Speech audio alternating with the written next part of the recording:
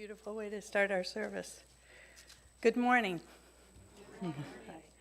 Good morning to those of you here in the sanctuary and to those of you viewing us online. My name is Kathy Frazee, and welcome to the Unitarian Universalist congregation of Flint. We are an inclusive, progressive, and LGBTQ affirming church, and we are very happy to have you with us. If you would like more information about Unitarian Universalism or this congregation, please feel free to contact one of our ministers or our office, and that contact information can be found at uuflint.org. Before we dig in further to the service, could you please mute or turn off your cell phones, just in case you forgot? With Thanksgiving fast approaching, I would like to share with you some of the reasons that I'm thankful for this congregation. I am grateful that we accept people from all backgrounds and faith histories. I am grateful that we support each other as we question and continue our spiritual explorations. I am grateful that we can discuss issues and not always agree, but continue to respect each other. I am grateful that we support and care for each other in times of need. And I am grateful for the wonderful people who are members and friends at UUCF. I wish you all a very special Thanksgiving. Unitarian Universalists love their announcements, and we are happy to provide. So we have a few today as usual, and more information on these and more can be found in our weekly e-update. If you would like to get the once weekly email newsletter, please fill out one of these cards in the seat backs and place it in the basket as you leave, or scan the QR code on the order of service. And now our first announcement. We are supporting the homeless who stay in the 3 hotels just across Miller Road, who are in need of hygiene items that are not provided by the hotels. There's a tub in the narthex for drop-off, and a list of items is available as well. See Reverend Lynn for any questions. Our Friday night special event featuring author John Paul was a great success. 30 people attended, and many of them were guests who now know we are their allies in the struggle for human rights and justice. Thank you to everyone who helped make this event successful. And today, please join us. I think it's lunch, right? It's going to be a lunch for everyone at coffee hour after today's service. And please consider coming back here to the sanctuary at noon for a workshop on planning your own memorial service. This may sound odd, maudlin, or just plain dull, but it will be none of those, they promise. Jerry and Lynn will help you plan a good and personal memorial service. This 90-minute program is for everyone, no matter what your age. We have two Thanksgiving announcements. If you don't have plans on Thanksgiving Day, come here to UUCF on the 24th for a feast with friends. If you can, consider bringing some food to share. We now have sign-up sheets in the foyer, and please let us know if you're coming so we make sure we have enough of the essentials. Volunteers for the cleanup crew will also be appreciated. We have invited children from the Boys and Girls Club, Whaley's Children's Center, and Reach Runaway program, and we have also invited the very low income and sometimes homeless residents of the 3 nearby hotels I mentioned earlier. We hope to make this a memorable Thanksgiving for everyone. And I have one more special holiday-related announcement. We would like you to see John Helsum starting today to sign up to buy gifts for children in need and this holiday season. We call this our angel tree. And we're now ready to light our chalice.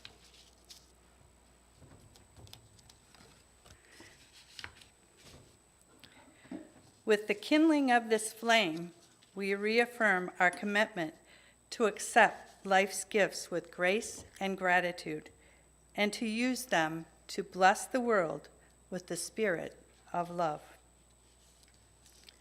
And now, if you'll join me here in the sanctuary and at home in reciting our covenant.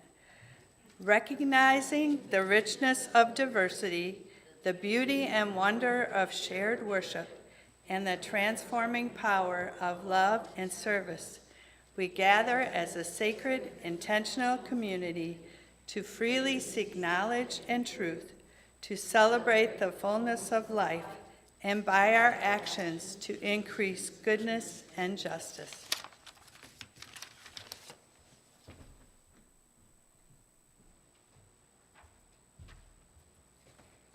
Good morning. Good morning.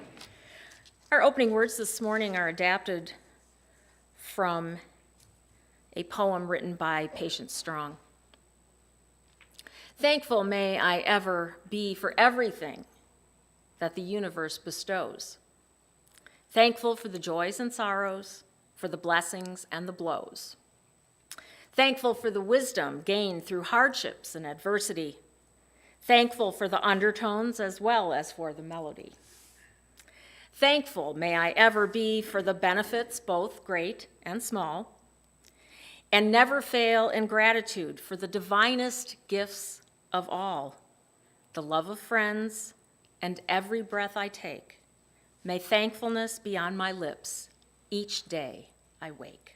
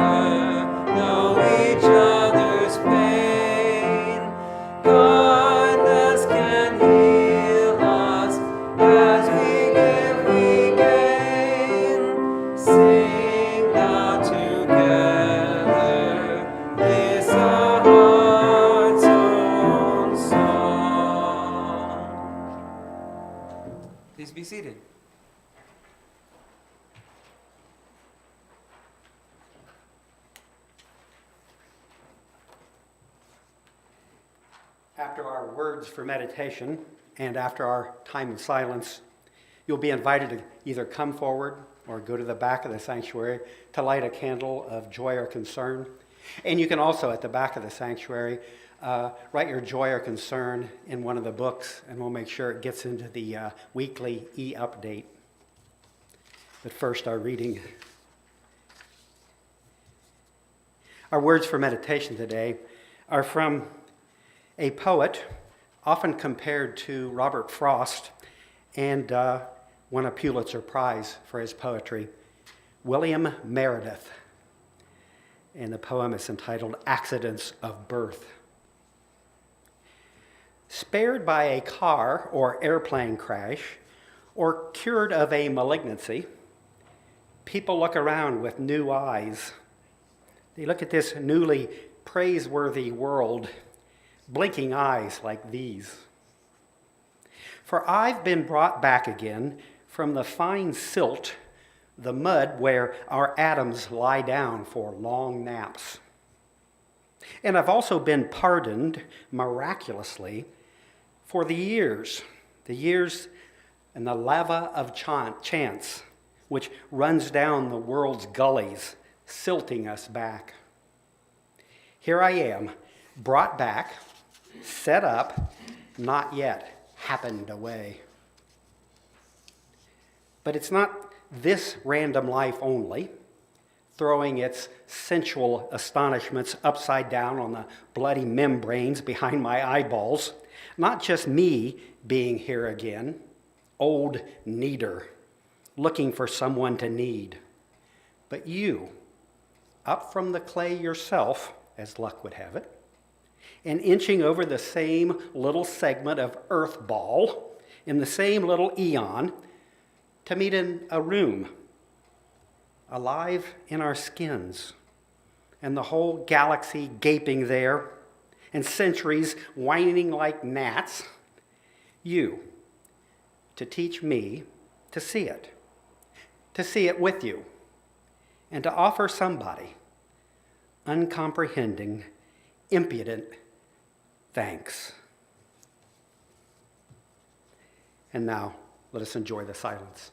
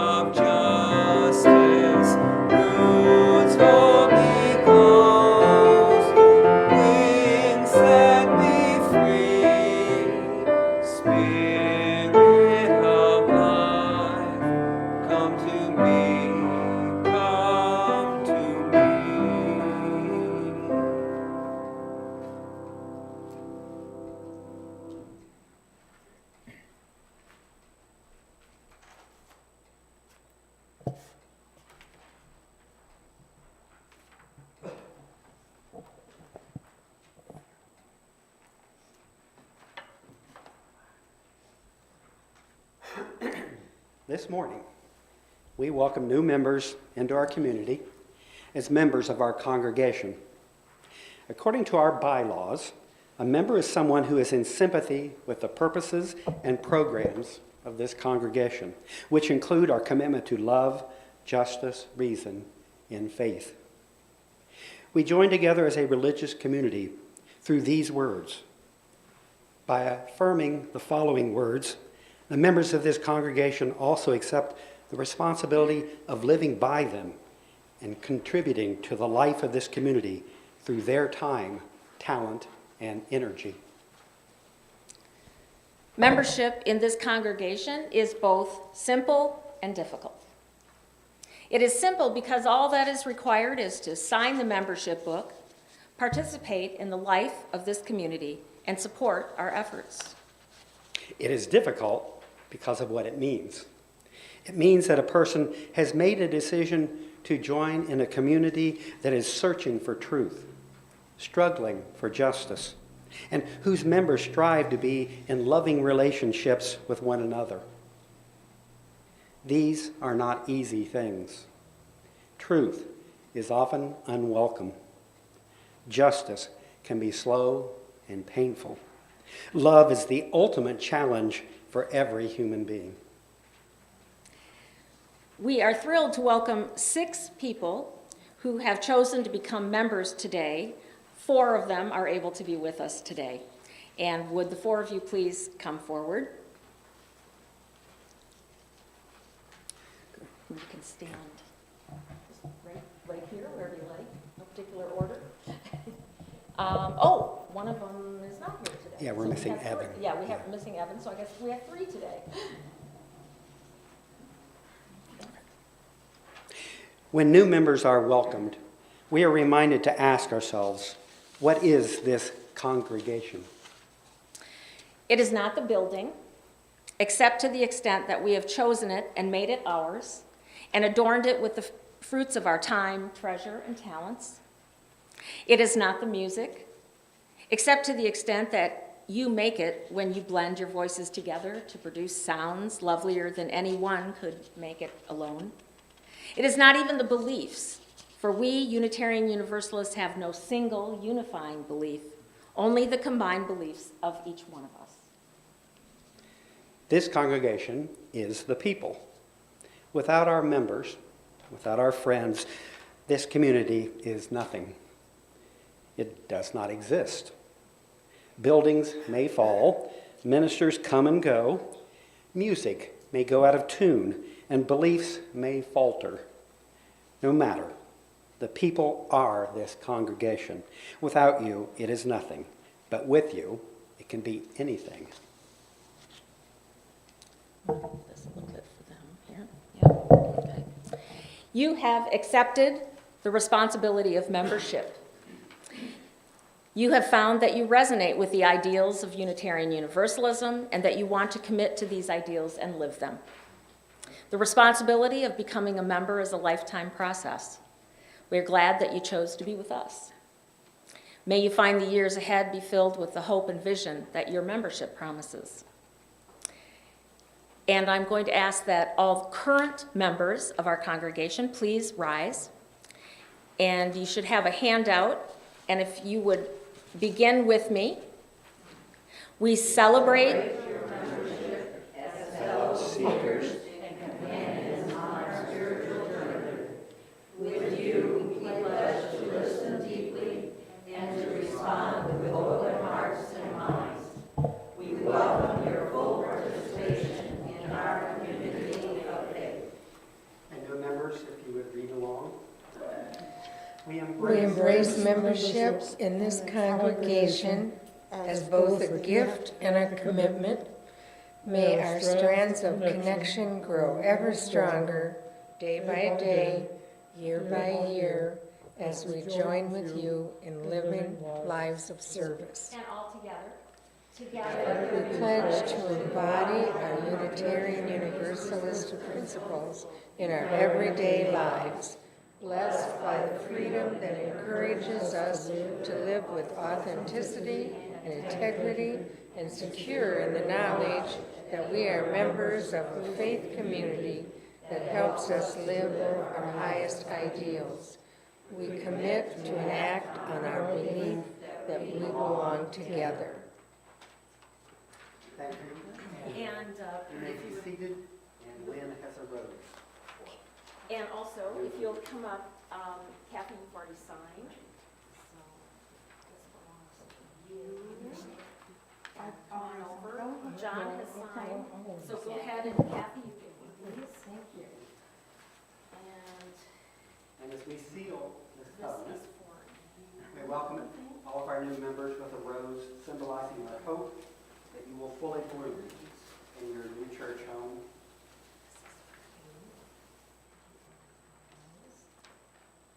And let's applaud for these wonderful people who are with us.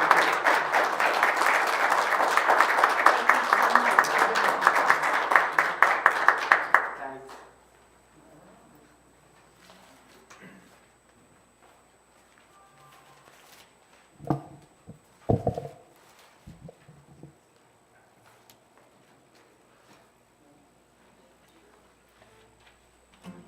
This is for the new members. It's for everybody, but especially for the new members. Fall is here, hear the yell, back to school, ring the bell, brand new shoes, walking blues, climb the fence, books and pens. I can tell that we are gonna be friends. Yes, I can tell that we are gonna be friends. Walk with me, Susie Lee, through the park and by the tree. We will rest upon the ground and look at all the bugs we found. Safely walk to school without a sound. Safely walk to school without a sound. Here we are and no one else. Walk to school all by ourselves. There's dirt on our uniforms from chasing all the ants and worms. We clean up and now it's time to learn. We clean up and now it's time to learn. Numbers, letters, learn to spell, nouns and books and show and tell. Playtime we will throw the ball back to class through the hall. Teacher marks our height against the wall. Teacher marks our height against the wall. We don't notice any time pass. We don't notice anything. We sit side by side in every class. Teacher thinks that I sound funny, but she likes the way you sing. Tonight I'll dream while I'm in bed. All silly things go through my head about the bugs and the alphabet. And when I wake tomorrow I bet that you and I will walk together again. 'Cause I can tell that we are gonna be friends. Yes, I can tell that we are gonna be friends.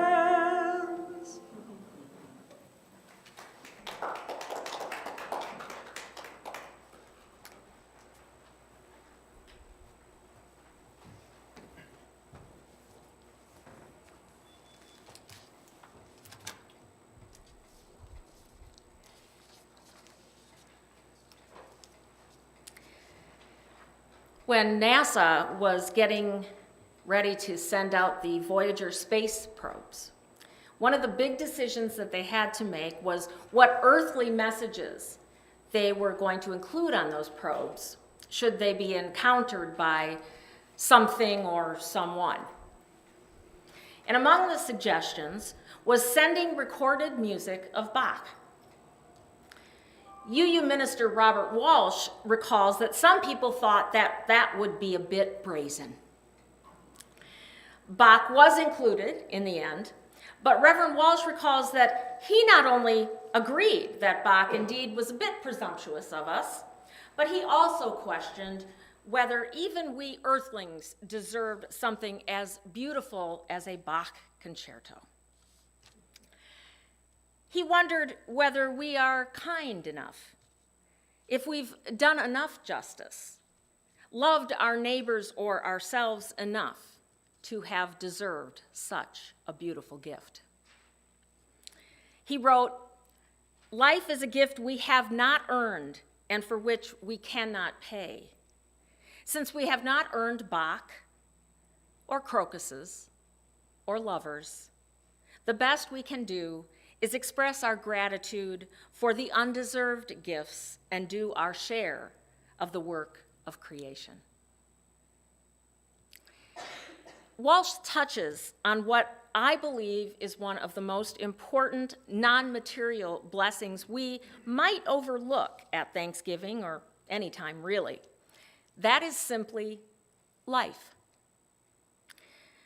Whether you have everything going for you or it seems as though the world is out to get you, life is the one gift we all share, and without it, no other gift is possible. Life or existence, essence, soul, breath, or being, whatever you call it, despite our worries, the climate, politics, war, shootings, the economy, we live. We woke up this morning. Now, I won't deny that in the blessing department, some of us seem to have won the jackpot. Like the holiday season itself, it appears that there's a high contrast of bright, colorful lights reflecting on white snow and bare trees standing starkly against the pale skies. Some homes are filled with joy and overindulgence, while others are filled with melancholy and hunger. Not everyone's Thanksgiving is about family and friends gathered round a stunning table laid out with a humongous turkey done to the perfect chestnut brown a la Norman Rockwell. For many, Thanksgiving is just another Thursday in November in a cold apartment with a microwave dinner and a single-serving pumpkin pie, and that's if they can afford it. Thanksgiving also might be a remembrance of the sorrow and pain inflicted upon Native people by others. It also might be a holiday for reflection on the hard struggle of pilgrims seeking religious freedom in a new land. And for still others, Thanksgiving may just be a well-deserved day off to relax and watch a football game. Whatever Thanksgiving means to you, we are all prompted to reflect at some point on the material blessings in our lives. So today, I would like to concentrate on that one often overlooked and taken for granted, but most important blessing, that of the mind and spirit being alive. For me, recognizing the gift of each day of life has become a sort of ritual or spiritual practice, if you will. But today, rather than telling you what or how I do it, I'd like to share what inspired me to begin my practice instead. Perhaps it will inspire you. Thanksgiving seemed like the perfect time to do this, and perhaps it will help remind all of us to extend our gratefulness beyond that single Thursday in November. On a Sunday morning, about 26 years ago, I believe, Jerry and I were driving home from church near downtown San Francisco during Fleet Week. Now, if you're not familiar, many port cities participate in this naval tradition in which men and women serving in the armed forces are honored, and there's also some disaster preparedness that's demonstrated at the time. And as the name implies, many ships in the fleet are docked, and civilians are able to go on tours, and there's also air shows. As I remember it, we did not realize it was Fleet Week until we heard the 150 decibel roar of the Blue Angels and saw the trail of thick white smoke above us. And those planes looked as though they could practically land right on top of the skyscrapers around us. And I guess that's how it's supposed to look, and why it's exciting for the 1 million spectators or so that they get in the city every October. That's also why some politicians and residents have tried for years to ban their demonstrations over such a densely populated area because of their concerns of pollution and the danger to civilians should there be an accident. I must say, though, that they do some pretty spectacular stunts.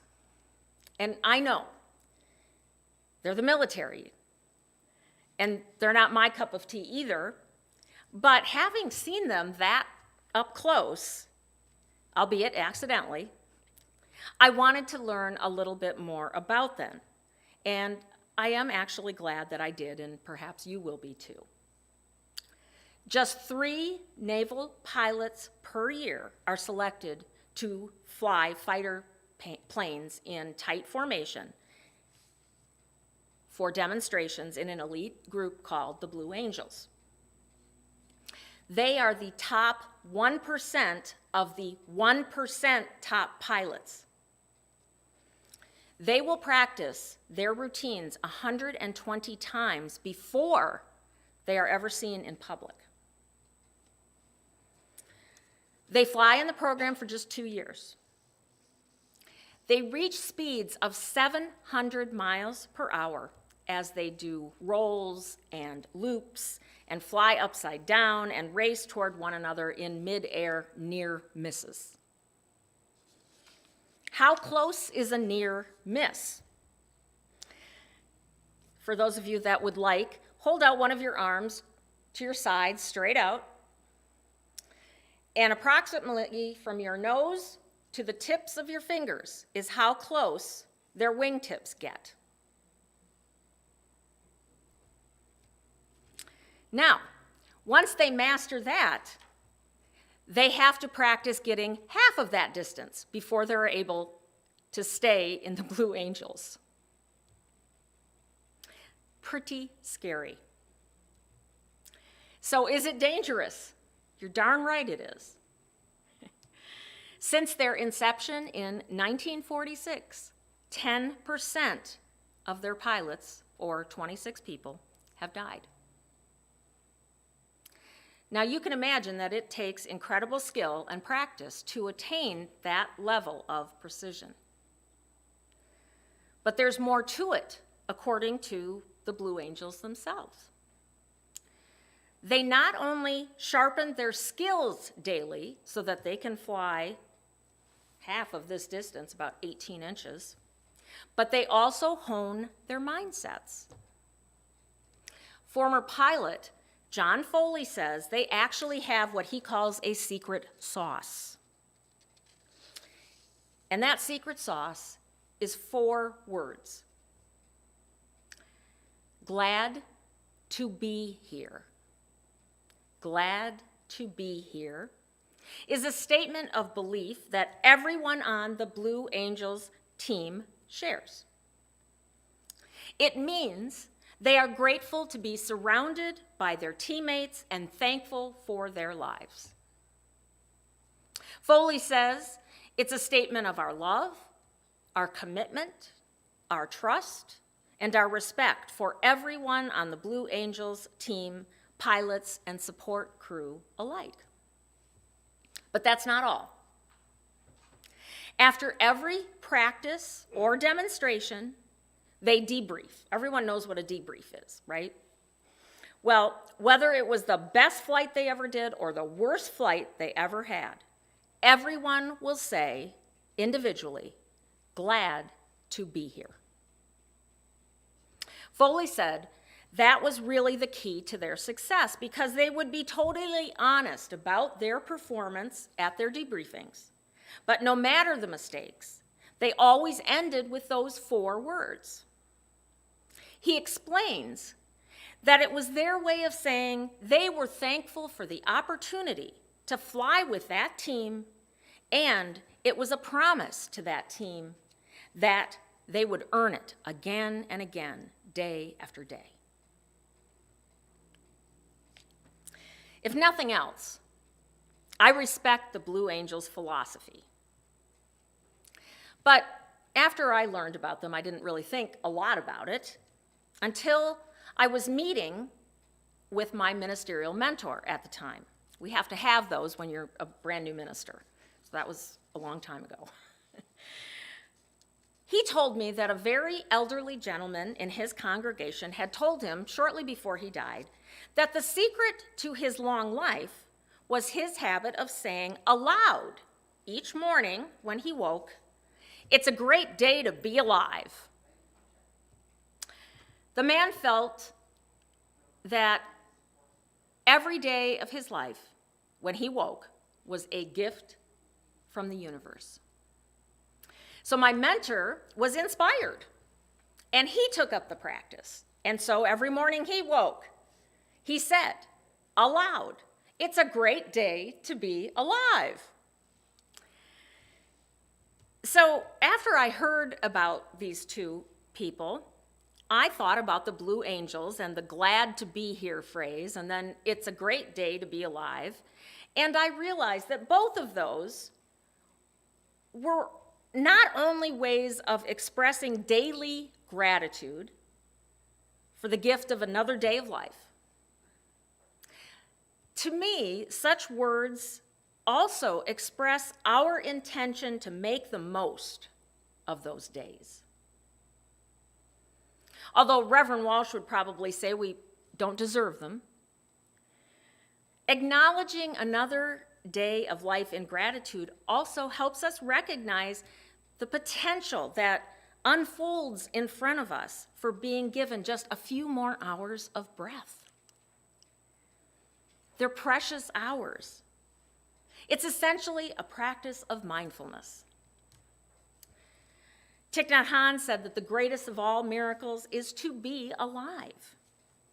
And that's the kind of gratitude that I'm talking about. You don't have to wake up every day and look for something beautiful to appreciate. We can feel grateful for the beauty of life and the universe as they are, just as they are, as they come to us, and as we encounter them. The moments when we can be mindful and thankful for the most basic elements: thinking, breathing, surviving. It's as simple as that. Unfortunately, it sometimes takes us almost losing things that are most basic to life before we truly appreciate them.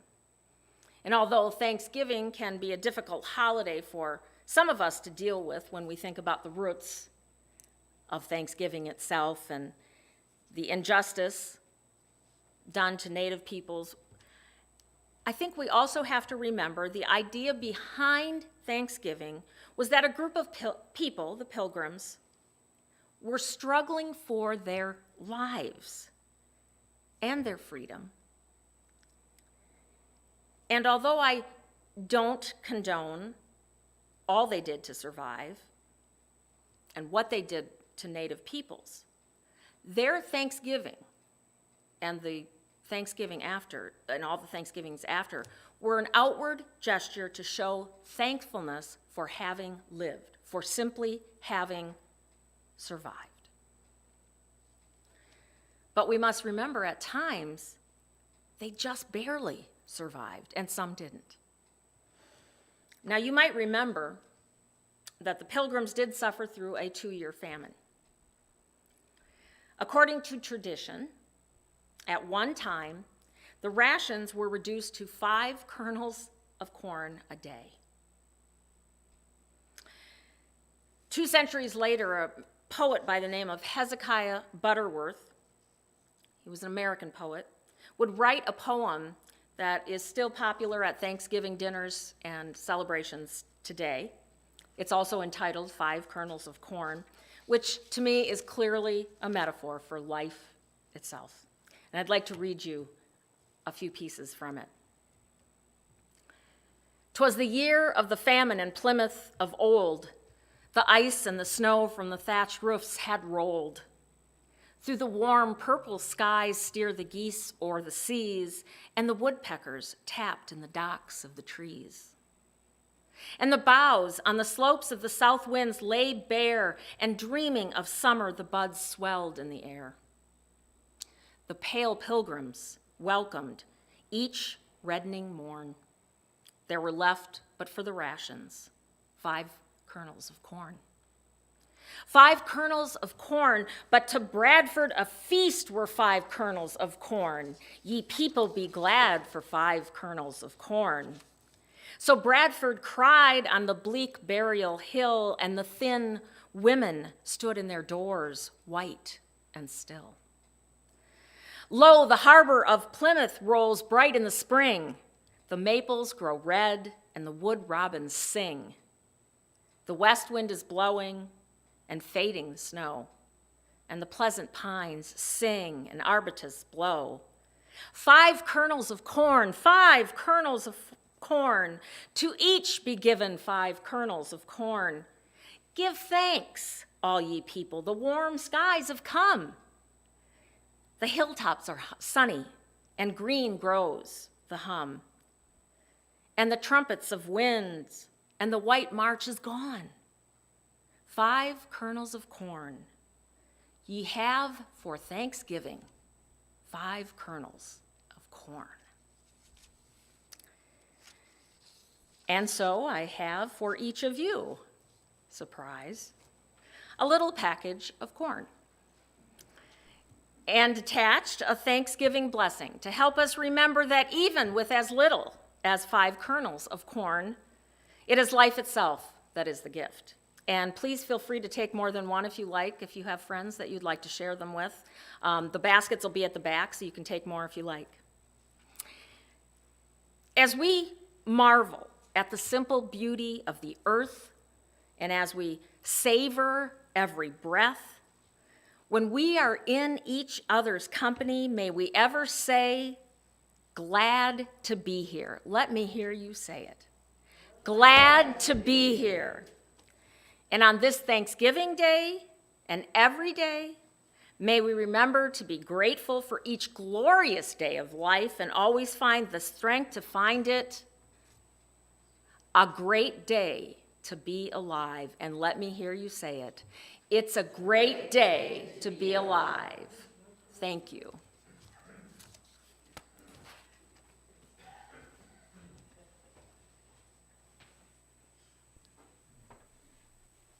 Stand if willing and able. We'll do verses 1 and 4. Yeah.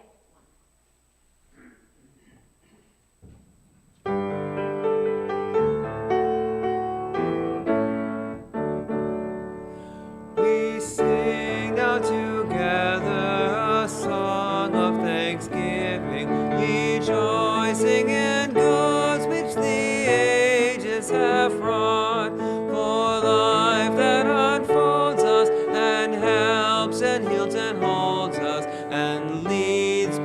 Our goals which our forebears sought. We sing of community now in the making, in every far continent, region, and land, with those of all races, all times and names and places, there pledge ourselves in covenant to stand.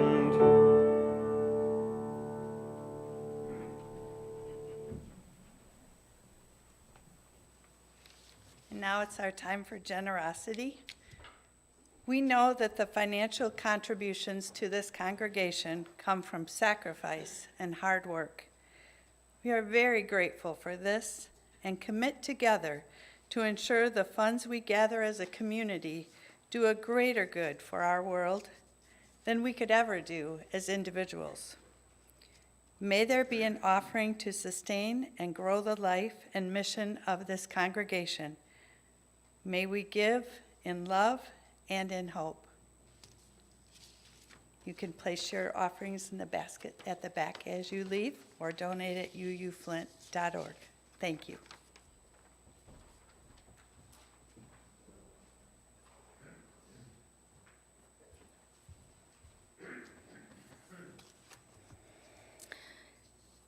As Robert Welsh said, life is a gift we have not earned and for which we cannot pay. Since we have not earned Bach or crocuses or lovers, the best we can do is express our gratitude for the undeserved gifts and do our share of the work of creation. Happy Thanksgiving.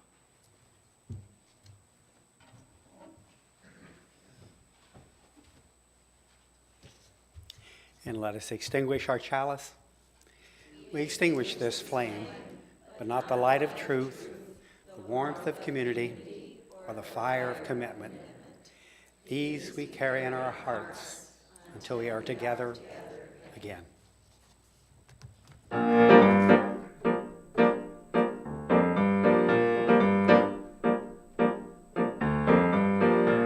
Last night I had the strangest dream.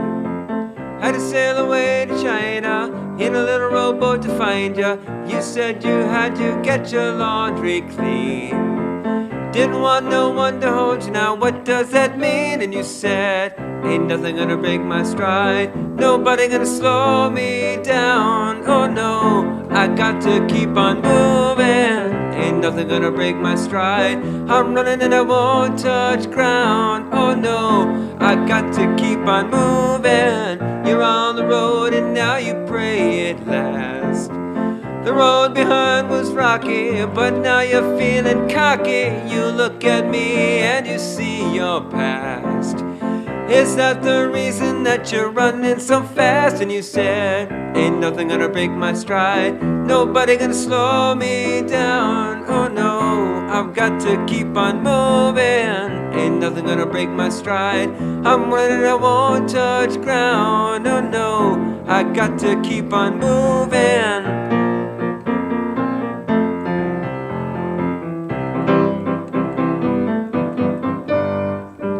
Never gonna let a girl like you work me over. Never gonna let a girl like you drag me under. If I meet another girl like you, I will tell her. Never gonna need a girl like you. Have to say, oh, ain't nothing gonna break my stride. Nobody gonna slow me down. Oh no, I got to keep on moving. Ain't nothing gonna break my stride. Nobody gonna slow me down. Oh no, I got to keep on